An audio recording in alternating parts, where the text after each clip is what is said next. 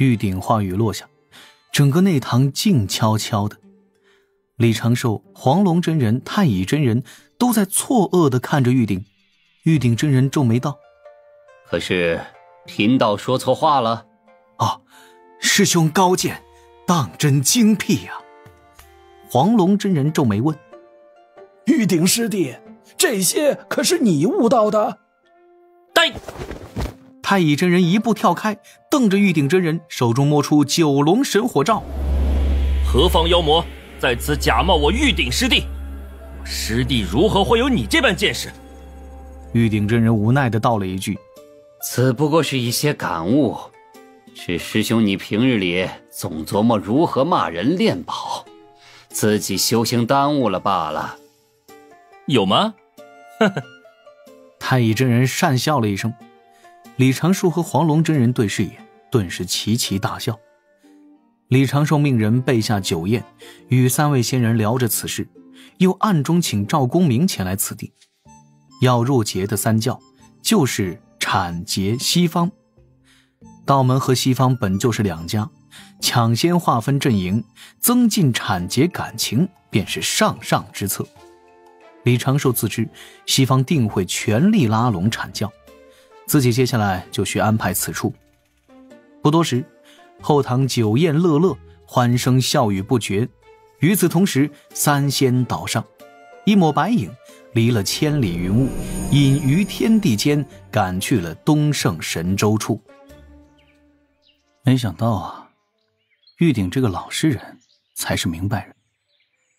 站在安水城海神庙的后堂门口，目送着几位仙人驾云而去，李长寿的老神仙皮指道人轻轻吸了一口气。鲜酿的香味混杂着人世间的喧嚣，让李长寿有点恍如隔世之感。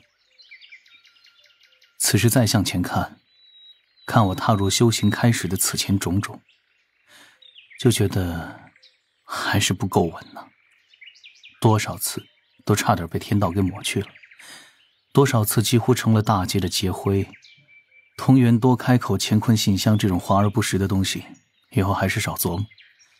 现在最迫切的就是研究出一个能够测定我自身状态的小玩意儿，时刻的监察我是否有被大劫影响，做事是否能与此前不同。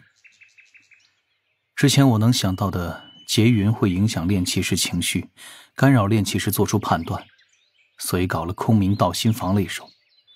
竟然没有想到还需要有自检装置，稳得远远不够全面呢。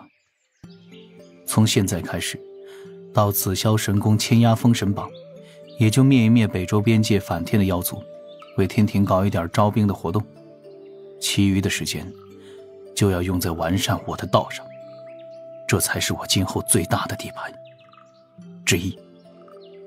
回身拂袖，后堂的桌椅碗盘化作粉末。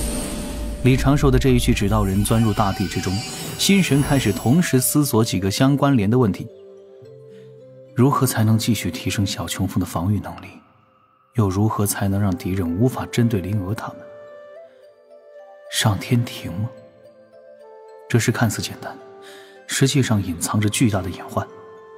天庭是受天道影响最深之地，这洪荒就没有一个真正的安全屋，凡事都是相对而言，我只能将把握推到9成8罢了。安水城中那108位魔兵前辈之事也要安排上了。若是他们摆脱入魔状态后，有人愿意被我高薪聘请，做一个养老的安保工作人员，那未尝不是一件好事。生死无小事，活着才是生灵最基本的权利。为了保护我身边人的安危，只能去尽力地忽悠一下这些人族老功臣了。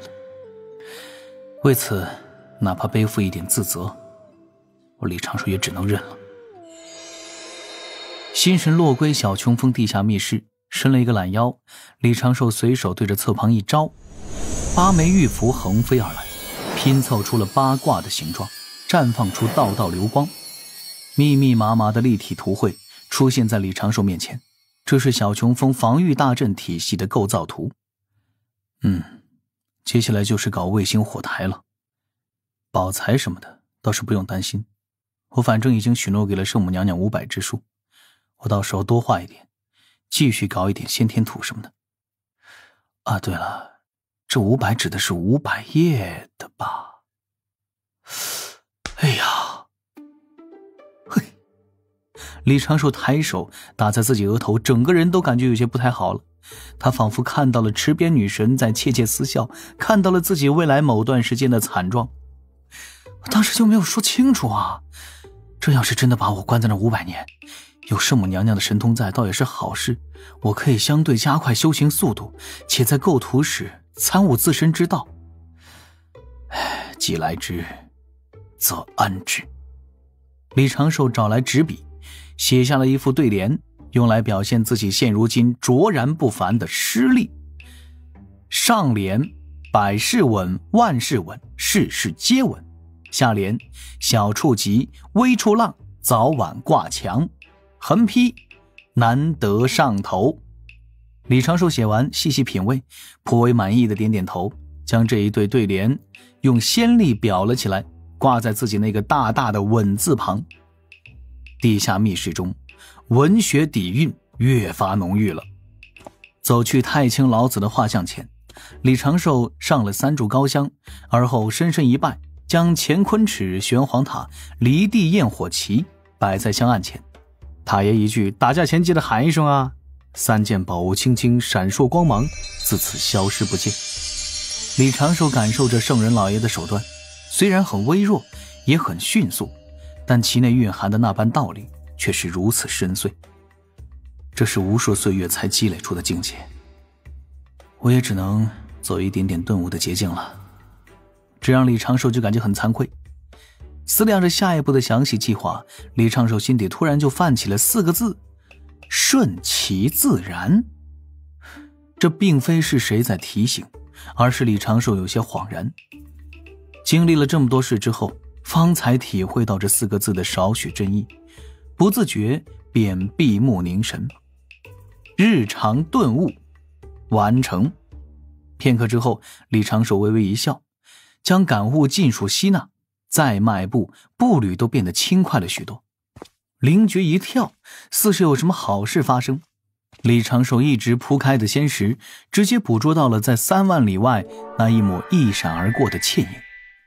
还没有来得及确定这白影的身份，一缕传声入心，却是直接无视了重重阵法阻隔。可以带大哥和3妹来渡仙门吗？我会叮嘱他们，莫要外传你跟讲。云霄仙子。李长寿轻笑了一声，没有犹豫就点了点头。若无诚待有，有何以诚待我？渡仙门门人这一点伪装也是远远不够，与我现如今所处的位置严重不匹，犯不着因此让云霄心中不快。不过小琼峰的情形还是不要暴露出去，免得让赵大爷和琼霄介怀。李长寿传声通知灵娥之后，就亲自赶去黑池峰上，与人教圣人弟子专用大厨上古妖帅白泽开始张罗一场大宴。草屋中，灵娥有些心虚的嘻嘻一笑。拯救不开心计划第2弹大能篇。李长寿一见白泽，这位前辈高人之前奇特的装扮就映入了心海。白泽挑了挑眉，对着李长寿微微一笑，故意摆了一个搔首弄姿的姿势。嘿嘿嘿，哎呀，可在呀亮亮的明。砰的一声，一块半丈直径的原石飞了出去，将白泽直接砸飞。同一个梗还敢连续用2次？不是，白先生，我忍你很久了。玩笑啊，都是玩笑。白泽大笑着回返，李长寿没用几分力，他自然也不会有损伤。做饭了。李长寿背着手去了远处那又遭扩容的厨宫，就不该教先生这般玩乐的乐曲。白泽含笑向前，捏着山羊胡笑着。可是有贵客要登门。灵儿之前喊了云霄仙子来峰上做客，方才云霄仙子问是否可请公明前辈与琼霄仙子同来，我也答应了。呀，你不躲着了？早已无法躲了。李长寿摇摇头，熟练地套上围裙。一人8个菜，食材够吗？贫道传声，让灵娥子小琼封上物色几头灵兽就是。这次贫道主荤，水神主素，如何？善。李长寿答应一声，已是开始熟练的清洗刀具。不多时，灵娥用仙力带着几头精挑细选的灵兽飞来，其中就有被熊灵力折腾了一次，导致心情郁闷的长颈羊。叮铃咣啷，3个人在厨宫内外忙碌起来。白泽来渡仙门之后，灵娥已经是不用做饭了，此刻也只是给2位开始较劲儿的大厨打打下手，用美味征服师兄的路子。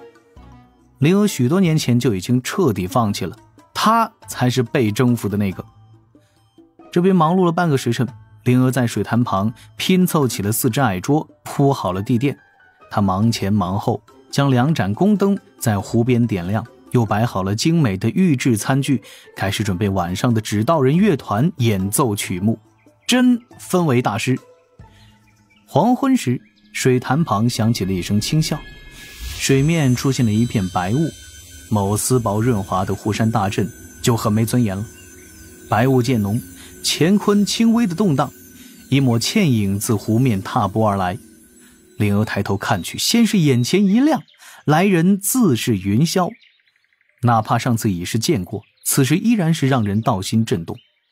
他婀娜身姿不增妩媚，曲线纤柔不显妖娆，身着白红轻纱长裙，搭着云雾凝做的披肩，3000青丝如瀑垂在身后，又挽做了简单的云鬓。云霄姐姐！灵娥轻呼一声，跪坐在琴前的她立刻迎了上去。忽听一声轻笑自云霄身后传来，却是一位身着浅紫色长裙的少女，面容姣好，与云霄有着5、6分相似，但眸光中灵光活泛，自是琼霄仙子。琼霄笑道：姐姐，我们又收了个义妹吗？云霄还未回答，灵娥也来不及介绍，又听云雾之中传来了爽朗的大笑声。身着战甲的赵公明踏水而来，乾坤的波动也就此止住。赵公明笑道：早上吃完晚上吃，1日之内吃长庚2场，妙哉妙哉呀！云霄玉足轻点，伴着微风飘到了岸边，对灵娥微微欠身，灵娥也赶忙回礼。云霄柔声道：娥，我来为你介绍，这是我大哥公明，乃天地间第1缕清风，自远古就与我们姐妹3人要好。这是我3妹琼霄，最喜捉弄旁人，你可要多小心些。琼霄禁不住吐槽了一句：姐，你真的是，哎，是夫家的师妹最亲。赵公明爽朗大笑，又加了一句：这可不是长庚的师妹，今后估计会是道侣了。什么？琼霄妙目瞪圆，掏出金胶剪，我去咔嚓了这个花心大萝卜。云霄轻轻皱眉，有些无奈地看向赵公明和琼霄。赵公明顿时止住笑声，琼霄也把剪刀藏在身后，满腔的怒气化作了少许从心。当然，也要姐你同意是不是？灵娥眨眨眼，云霄仙子这么温柔，为何又感觉如此有威严？不过灵娥很快就被这般阵仗给惊到了。邪教8大圣人弟子来了3位，哦，自家师兄的交际圈当真是没谁了。公明前辈，琼霄前辈，还请这边入座。我师兄和白先生正在厨房忙碌，此时应该是上锅，未能及时出来迎接。无碍的，灵娥不必紧张。哎呀，喊我老哥就是了，我跟你师兄算是忘年之交，也是截教之中第一个跟你师兄相交之灵。没少听师兄吐槽，当初就是被您拉入了截教的坑呢。公明老哥。听二妹说呀，你最喜音律，这个赠予你吧，免得被你师兄骂我小气。赵公明在袖中摸出了一把白玉质地的玉笛，不推辞礼物是他们小琼峰的优良传统。灵娥双手接过这把玉笛，欠身道了声谢。一旁的琼霄却道：我也没提前备下什么礼物，若今后你遇了麻烦，就报我的名，我帮你出手一次，如何？多谢仙子。厨宫那边，李长寿与白泽已是各自用仙力拖着7、8只热气腾腾的玉盘，朝着此地缓缓而来，招呼他们一同入座。云霄仙子对李长寿欠身行礼，李长寿收起围裙后做了一个道揖，又对赵公明老哥和琼霄仙子问候。灵娥用2只指道人奏乐，白泽用神通让水潭散发出莹莹亮光。李长寿这个东道主举杯敬酒，一场仙宴就这般起了。李长寿、白泽、赵公明坐在一侧，云霄、灵娥、琼霄坐在另一侧。不多时，白泽和赵公明就聊得火热，大有相见恨晚之意。琼霄和灵娥也很快就混熟了，本来还想给灵娥一个下马威的琼霄，此刻也当真是下不去手。而琼霄尝了几口李长寿做的饭菜，二姐，许了吧？琼霄竖了一个大拇指，叮的一声，眼角闪烁着少许亮光。赚大了！